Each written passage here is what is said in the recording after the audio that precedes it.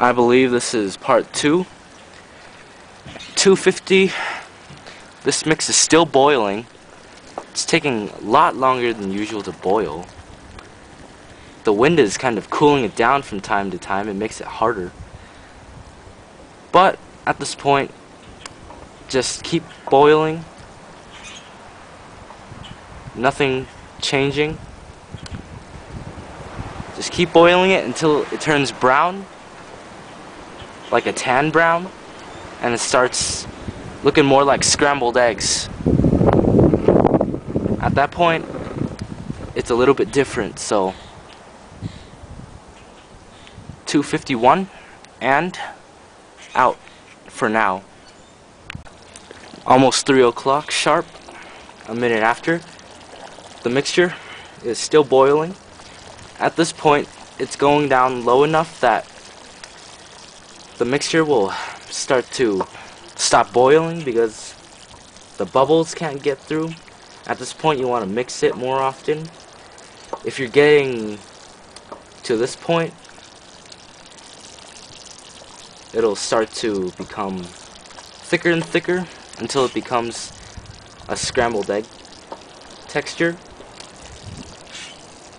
So we'll just keep cooking until that happens. One other sign that you can tell that it's becoming this texture is that it starts whitening. Right now it's pretty white. At this point, you don't want to set the temperature as high. On your skillet, still set it to 300. On your gas burner, set it to around half or so. And just keep boiling it and boiling it until it starts to become a peanut butter texture. So, one thing too is that there will be little pieces that bounce around everywhere. That's a sign that it's getting thicker and thicker. So 302, which is approximately what, 50 minutes? I may be wrong. Let's see, 20, 30, 40, 50. So around 50 minutes. At 50 minutes, it'll take this texture. So I'll report in once it starts turning a little bit brown. One thing I forgot to tell you is that when it starts getting thick like this, be careful of bouncing pieces, because as they bounce, they hurt pretty badly when they hit you, because remember that this is still pretty hot. So 304, taking on a scrambled eggs texture. At this point, it's a little bit more flammable. There's still enough water that it won't flame up like crazy, but you should just be careful. At this point, mix a little more often than you did before, giving it a mix. And, you know, you should just stay back, or if you have a screen, put it on. Sorry about that, technical problems. So 305, still mixing. This stuff's flying everywhere, little pieces of it. If you don't have a screen, like I said, just stay a little farther away. If you do, just put it on when you're not mixing. When you're mixing, just put it on. And so as you can see, it's a thick soapy texture. Eventually it dries to something more scrambled eggs for a brief moment. At that point, it dries to peanut butter texture. When it becomes that dry, be a little more careful. So 306, I'll be signing off for now. Ow, I just got hit by a piece. That hurt. So, like I said, signing off. Now, 310, the camera moves a little bit, and I'm not sure if this is scrambled eggs or not to you, but it's more of a porridge to me. Thick porridge. Wind's still blowing hard.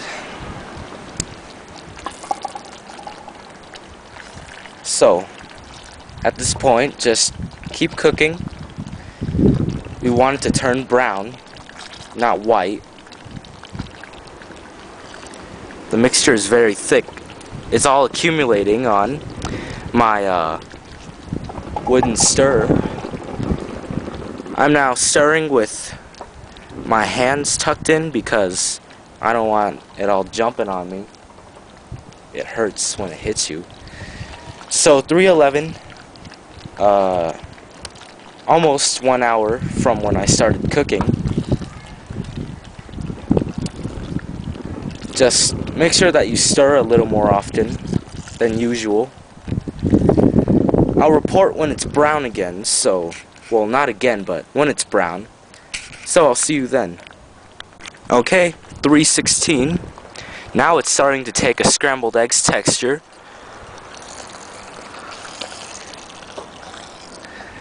At this point it gets harder and harder.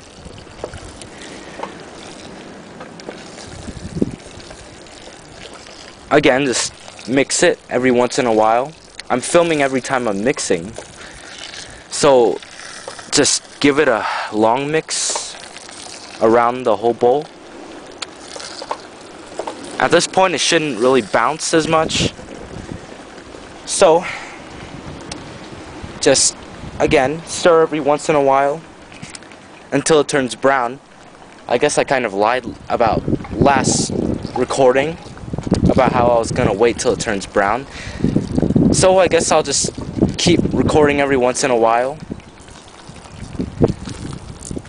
So going out again. Okay, 3:22, which is 1 hour and 10 minutes from when I first started cooking. It is now a mashed potato texture.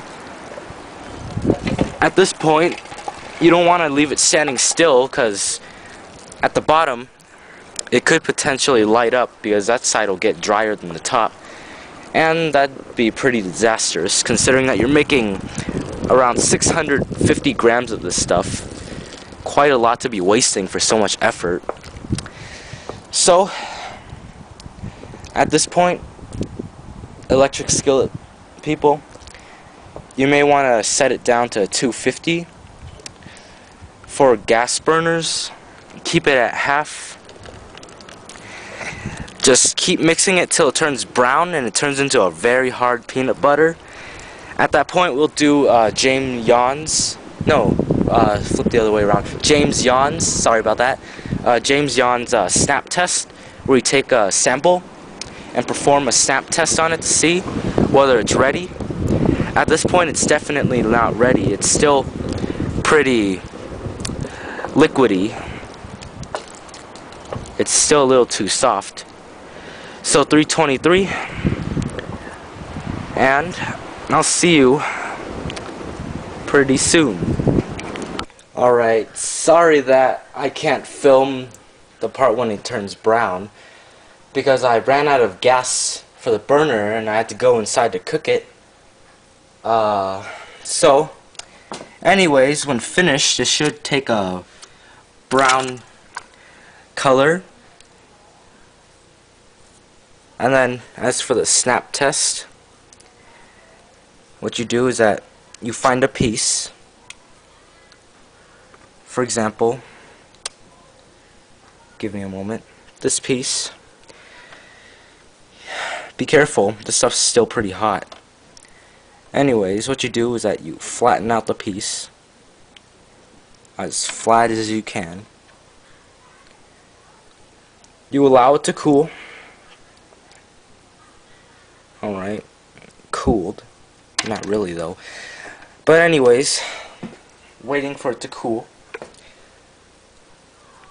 So, as it cools, at this point, you can basically light it, do whatever you want with it, or whatever. Just be careful, and, you know, let's perform the snap test. It doesn't necessarily snap yet, but it doesn't have to snap, just has to have some resistance into it. If it's got resistance, then it's all good.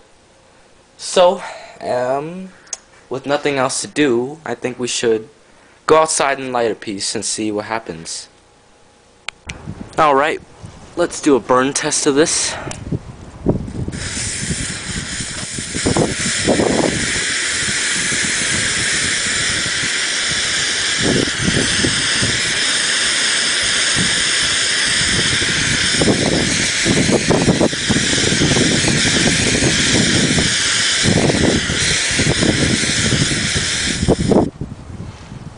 There you have it. I see that it burns a lot faster than the smoke art candy that I made. So, happy burning, and I'll see you soon.